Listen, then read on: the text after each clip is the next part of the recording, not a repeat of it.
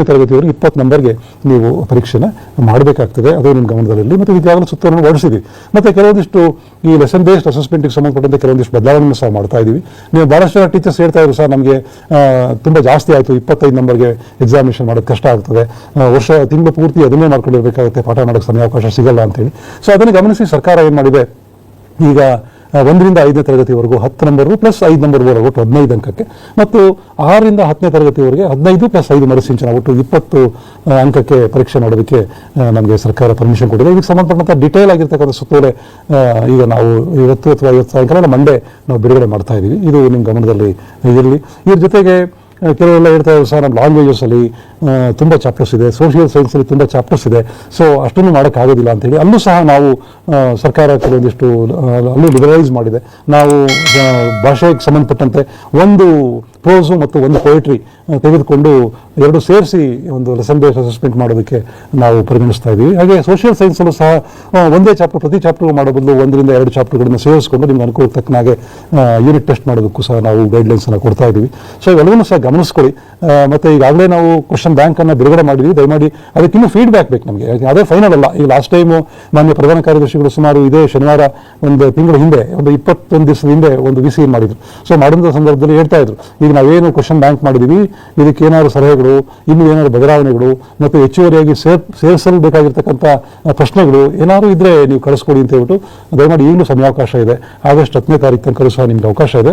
ಅಷ್ಟರೊಳಗಡೆ ಪ್ರತಿ ವಿಷಯದಲ್ಲಿ ಏನಾದ್ರು ಹೆಚ್ಚುವರಿಯಾಗಿ ಪ್ರಶ್ನೆಗಳನ್ನು ಸೇರಿಸಬೇಕು ಅಂದರೆ ವಿ ವೆಲ್ಕಮ್ ಇಟ್. ಖಂಡಿತ ಕಳಿಸ್ಕೊಡಿ. ಮತ್ತು ಯಾವುದೇ ರೀತಿಯಲ್ಲಿ ಸಲಹೆ ಇದ್ರೂ ಸಹ ನಾವು ಖಂಡಿತ ಪರಿಗಣಿಸ್ತೀವಿ. ಯಾಕೆಂದರೆ ಇದು ಒಂದೇ ಸಾರಿ ನಾವು ಏನು 100% ಸರಿ ಇದೆ ಅಂತ ಹೇಳೋಕ್ಕಾಗೋದಿಲ್ಲ. ಅದು ಹೋಗ್ತಾ ಹೋಗ್ತಾ ಸಾಕಷ್ಟು ಬದಲಾವಣೆ ಆಗುತ್ತೆ. ಮುಂದಿನ ವರ್ಷದೊಳಗೆ ಅದು ಕಾಂಕ್ರೀಟ್ ಆಗುತ್ತೆ. ಸೊ ಆ ನಿಟ್ಟಿನಲ್ಲಿ ಈ ಬದಲಾವಣೆಗೆ ನಾವು ಸಿದ್ಧ ಇದ್ದೀವಿ ಅಂತ ಹೇಳ್ತಾ, ಮತ್ತು ನಿಮ್ಮಿಂದ ಅಭಿಪ್ರಾಯಗಳನ್ನು ಸಹ ನಾವು ಸಂಗ್ರಹಿಸಲಿಕ್ಕೆ ಸಿದ್ಧ ಇದ್ದೀವಿ. ದಯಮಾಡಿ ಕಳಿಸ್ಕೊಡಿ. ಸೋಷಿಯಲ್ ಸೈನ್ಸಲ್ಲೂ ಸಹ ಒಂದೇ ಚಾಪ್ಟರ್ ಪ್ರತಿ ಚಾಪ್ಟರ್ ಮಾಡೋ ಬದಲು 1ರಿಂದ 2 ಚಾಪ್ಟರ್ಗಳನ್ನು ಸೇರಿಸ್ಕೊಂಡು ನಿಮ್ಗೆ ಅನುಕೂಲಕ್ಕೆ ತಕ್ಕನಾಗೆ ಯೂನಿಟ್ ಟೆಸ್ಟ್ ಮಾಡೋದಕ್ಕೂ ಸಹ ನಾವು ಗೈಡ್ಲೈನ್ಸನ್ನು ಕೊಡ್ತಾ ಇದ್ದೀವಿ.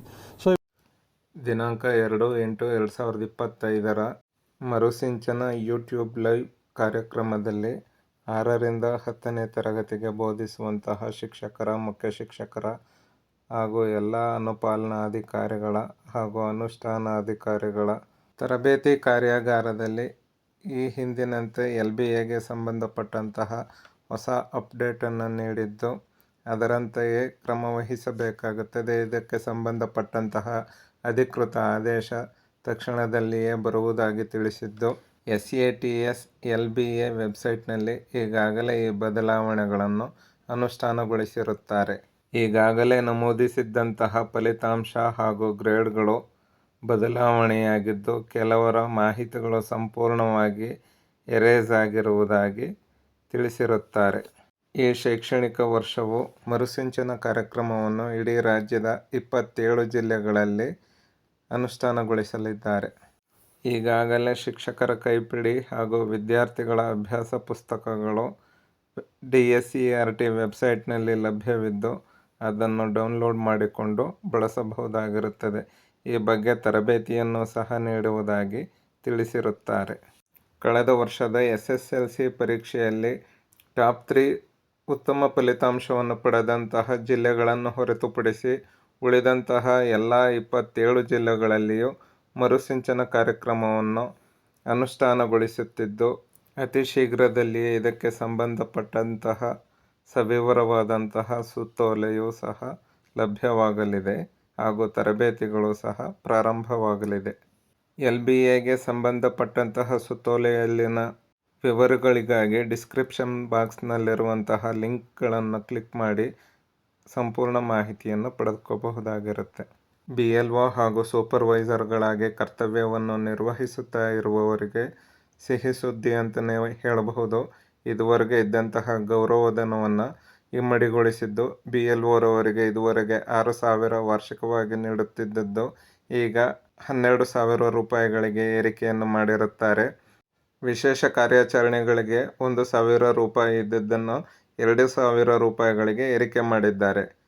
BLO ಸೂಪರ್ವೈಸರ್ಗಳಿಗೆ ವಾರ್ಷಿಕ 12,000 ರೂಪಾಯಿ ಇದ್ದದ್ದು 18,000ಕ್ಕೆ ಏರಿಕೆಯನ್ನು ಮಾಡಿರುತ್ತಾರೆ. ಹಾಗೆಯೇ ಅಸಿಸ್ಟೆಂಟ್ ಎಲೆಕ್ಟೋರಲ್ ರಿಟರ್ನಿಂಗ್ ಆಫೀಸರ್ ಅವರಿಗೆ ವಾರ್ಷಿಕವಾಗಿ 25,000 ರೂಪಾಯಿ, ಎಲೆಕ್ಟೋರಲ್ ರಿಟರ್ನಿಂಗ್ ಆಫೀಸರ್ ಅವರಿಗೆ 30,000 ರೂಪಾಯಿಗಳಿಗೆ ಏರಿಕೆಯನ್ನು ಮಾಡಿ ಸರ್ಕಾರದ ಆದೇಶ ದಿನಾಂಕ 2/8/2025 ಹೊರಬಂದಿದೆ.